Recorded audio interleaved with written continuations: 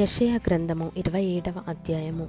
ఆ దినమున యెహోవా గట్టిదై గొప్పదై బలమైన తన ఖడ్గము పట్టుకొనును. తీవ్ర సర్పమైన మకరమును వంకర సర్పమైన మకరమును ఆయన దండించును. సముద్రము మీదనున్న మకరమును సంహరించును.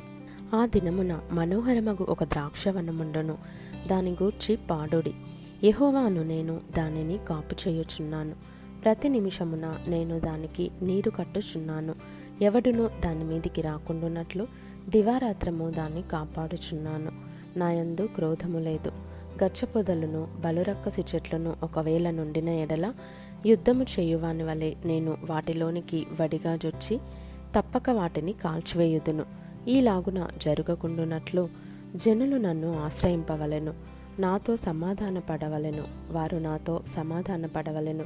రాబోవు దినములలో యాకోబు వేరుపారును, ఇశ్రాయేలు చిగిర్చి పోయును. వారు భూలోకమును ఫలభరితముగా చేయుదురు. అతని కొట్టిన వారిని ఆయన కొట్టినట్లు ఆయన అతని కొట్టెన, అతని వలన చంపబడిన వారు చంపబడినట్లు అతడు చంపబడిన. నీవు దాని వెళ్ళగొట్టినప్పుడు మితముగా దానికి శిక్ష విధించితివి. తూర్పు గాలిని తెప్పించి కఠినమైన తుపాను చేత దాన్ని తొలగించితివి. కావున యాకోబు దోషమునకు ఈలాగున ప్రాయశ్చిత్తము చేయబడును. ఇదంతయు అతని పాప పరిహారమునకు కలుగు ఫలము. చిన్న భిన్నములుగా చేయబడు సున్నపు రాళ్ల వలె అతడు బలిపీఠపు రాళ్ళన్నిటినీ కొట్టునప్పుడు దేవతా స్తంభము, సూర్యదేవత ప్రతిమలు ఇకను మరలా లేవవు. ప్రాకారము గల పట్టణము నిర్జనమై అడవి వలె విడువబడును. విసర్జింపబడిన నివాస స్థలముగా నుండును. అక్కడ దూడలు మేసి పండుకొని దాని చెట్ల కొమ్మలను తినును.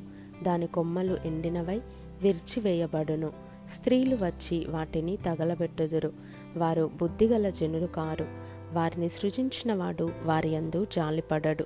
వారిని పుట్టించినవాడు వారికి దయచూపడు. ఆ దినమున యూఫ్రటీసు నదీ ప్రవాహము మొదలుకొని ఐగుప్తు నది వరకు యెహోవా తన ధాన్యమును త్రొక్కును. ఇశ్రాయేలీయులారా, మీరు ఒకరినొకరు కలుసుకొని కూర్చబడుదురు.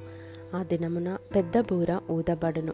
అషూరు దేశంలో నశింపసిద్ధమైన వారును, ఐగుప్తు దేశంలో వెలివేయబడిన వారును వచ్చెదరు.